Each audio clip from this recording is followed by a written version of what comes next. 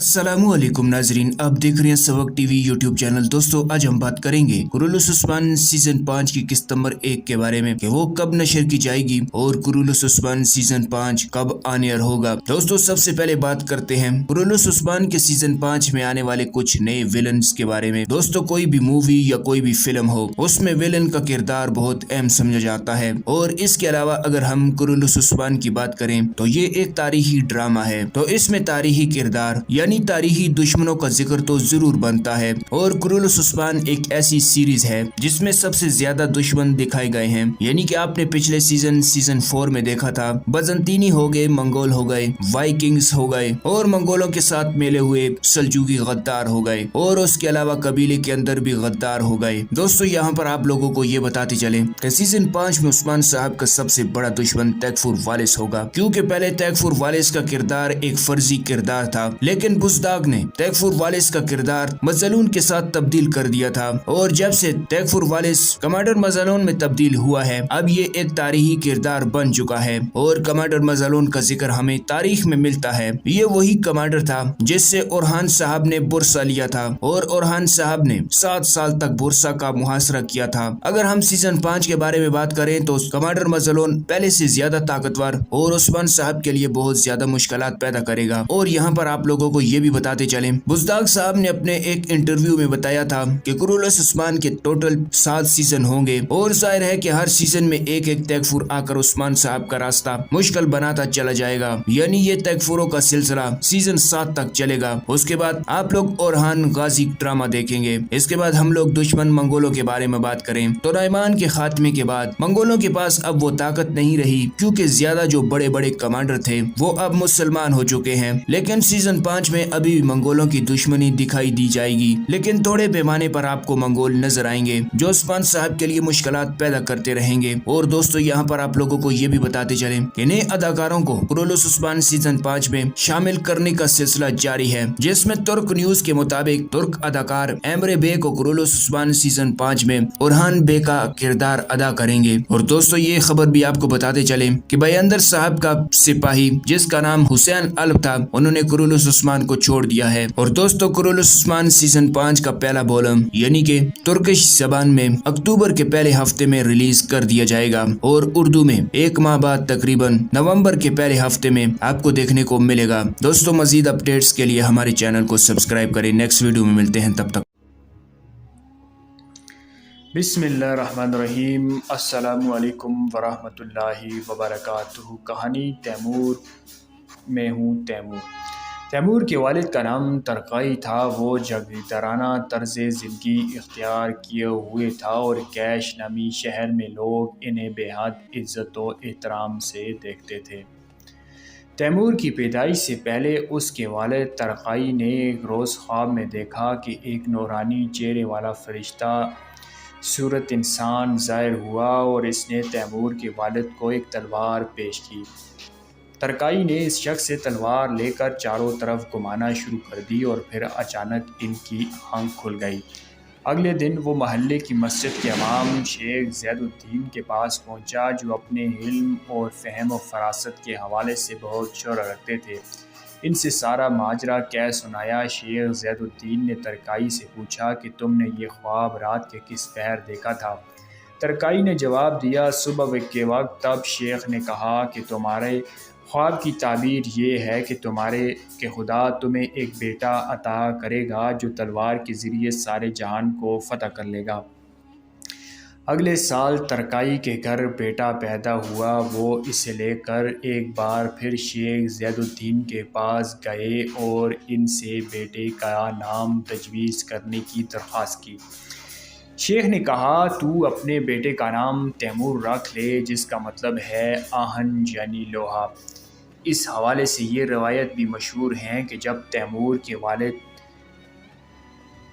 नाम तजवीज़ कराने शेख ज़ैदुद्दीन के पास पहुँचे तो कुरान की सूरत अल-मुल्क की 15वीं आयत की तलावत कर रहे थे, जिसका तर्जुमा है, क्या तुम्हें खौफ नहीं इस बात का कि आसमानों का खुदा ज़मीन को तुम्हारे पैरों तले खोल दे और इसमें लर्ज़ा तारी कर दे। कुरान में लर्ज़े के लिए तैमूर का लफ्ज़ इस्तेमाल हुआ है। تیمور کے بچپن کے حوالے سے جو بات سب سے پہلے محسوس کی گئی وہ یہ تھی کہ تیمور الٹے ہاتھ سے بھی بالکل اسی طرح کام لیتا تھا جیسے کہ سیدھے ہاتھ سے۔ اسے جب ابتدائی تعلیم کے لیے مولوی صاحب کے پاس بٹھایا گیا تو پتہ چلا کہ وہ دونوں ہاتھوں سے لکھ سکتا ہے۔ سن بلوغ تک پہنچنے تے سب اس کی اس حیرت انگیز صلاحیت سے بخوبی واقف ہو چکے تھے اور وہ دونوں ہاتھوں سے یکساں مہارت سے کام لے سکتا تھا۔ چنانچہ اس نے دونوں ہاتھوں سے تلوار چلانا اور تیر اندازی کرنا بھی سیکھ لیا۔ اس فن میں ایسی مہارت حاصل کی جو آگے چل کر جنگی مہمت میں اس کی بے حد کام آئی، اور آخر عمر تک اس کے دونوں ہاتھوں کی صلاحیت میں کوئی فرق نہیں تھا۔ شہر کیش اور ماروی النہر کے دوران دوسرے شہروں میں بھی یہ رواج تھا کہ طالب علم کو تختی کے ساتھ موم کا ایک گولا دیتے اور اسے سکھاتے کہ کس طرح موم کو پگھلا کر اس کی نازک تہ تختی پر چڑھائی جائے اور پھر قلم سے اس پر لکھا جائے۔ اس کا فائدہ یہ تھا کہ تختی پر مشق کے بعد موم اتار کر دوبارہ پگھل لایا جاتا اور پھر اسے دوبارہ دوسری مشق کے لیے استعمال کیا جا سکتا تھا۔ تیمور کا پہلا استاد ملا علی بیگ تھا، جس کا مکتب محلے کی ایک مسجد میں ہی تھا۔ یہاں داخل بچے صبح آتے اور ظہر کی نماز سے قبل گھر چلے جاتے۔ تیمور اس وقت کافی چھوٹا تھا، اس لیے اس کی والدہ یا گھر کا کوئی اور فرد چھٹی کے وقت اسے لینے آ جاتا اور اس کے ساتھ گھر کی طرف روانہ ہو جاتا۔ کچھ عرصے بعد ملا علی بیگ نے اپنے ایک شاگرد کو یہ کام سونپ دیا جو عمر میں تیمور سے بڑا تھا، یعنی وہ چھٹی کے بعد بحفاظت تیمور کو گھر پہنچا دے۔ وہ لڑکا تیمور کا ہاتھ پکڑ کر اسے کوچے اور بازار سے گزرتا ہوا گھر پہنچا دیتا تھا۔ بعد میں بڑا ہو کر تیمور سلطنت کے فرمانروا کے مقام پر پہنچا تو اس نے لڑکے کو اہم منصب عطا کیا اور اس کی خوب عزت و تکریم کی۔ تیمور کا استاد علی بیگ بے حد عمر رسیدہ انسان تھا اور اس کے سارے دانت جڑ چکے تھے۔ اسی وجہ سے وہ اکثر الفاظ کو صحیح طور پر ادا نہیں کر سکتا تھا۔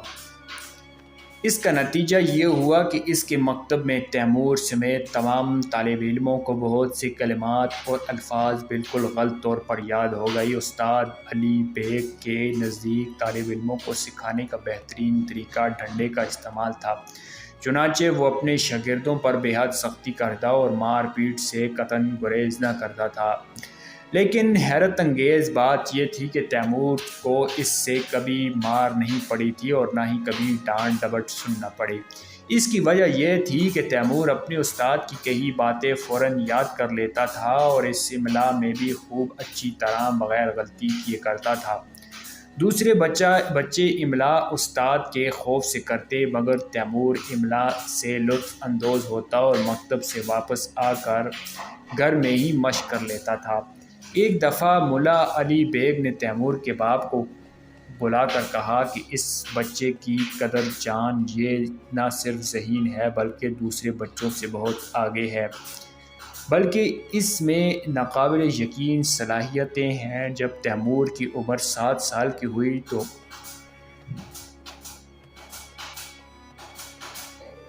اسے ایک دوسرے مدرسے میں داخل کر دیا گیا۔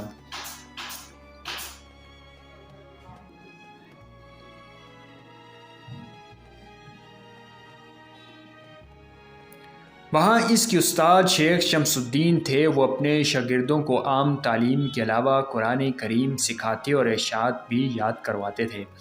ان کی عادات تھی کہ وہ قرآن کی تعلیم ہمیشہ سورہ شمس سے شروع کراتے۔ شاید اس کی وجہ یہ تھی کہ وہ خود ان کا نام شمس تھا۔ نئے مکتب میں بھی تیمور نے اپنی حیرت کن صلاحیتوں کا مظاہرہ کیا، جن میں ایک اس کی حیرت انگیز حافظہ بھی تھا۔ شمس الدین اسے جو قرآنی سورت یاد کرواتے وہ حفظ کر لیتا، جبکہ باقی شاگرد کئی دن یاد کرنے میں لگا دیتے تھے۔ اس نے مکتب کے پہلے دن ہی سورہ شمس کو جو 15 آیات پر مشتمل تھی حفظ کر لی، چنانچہ استاد نے تیمور کے والد کو بلوا کر کہا، میں نے اپنی ساری عمر میں کوئی بچہ اس قدر تیز اور باصلاحیت نہیں دیکھا۔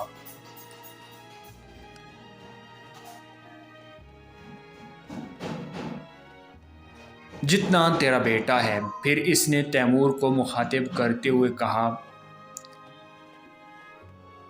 وہ اس سورت کو دوبارہ سنائے، اور جب تیمور نے وہ سورت تلاوت کی تو اس کے والد نے خوشی سے دونوں ہاتھ آسمان کی طرف اٹھا کر کہا، خداوند میرے بیٹے کی حفاظت فرما اور اسے زندہ سلامت رکھ۔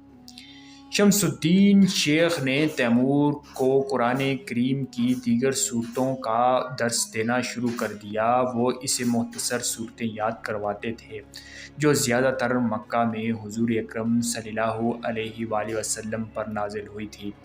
تیمور استاد سے سورت کے الفاظ سنتے ہی اسے یاد کر لیتا اور اس کے استاد کو دوبارہ سورت دہرانے کی بھی ضرورت نہ پڑتی تھی۔ حصول علم کے لیے شوق اور صلاحیت کو دیکھتے ہوئے شمس الدین نے سورہ یاسین تیمور کو سکھانے کا فیصلہ کیا، اور ایک دن تیمور سے کہنے لگا، تیمور، سورہ یاسین قرآن کی 36ویں سورت ہے اور 83 آیات پر مشتمل ہے۔ یہ مکہ میں ہمارے پیغمبر صلی اللہ علیہ وآلہ وسلم پر نازل ہوئی۔ میں ایک مرتبہ اس سورت کی تلاوت کرتا ہوں، تو غور سے سن اور دہرانے کی کوشش کر، اگر کوئی مشکل پیش آئے تو میں تجھے سکھا دوں گا۔ پھر انہوں نے پڑھنا شروع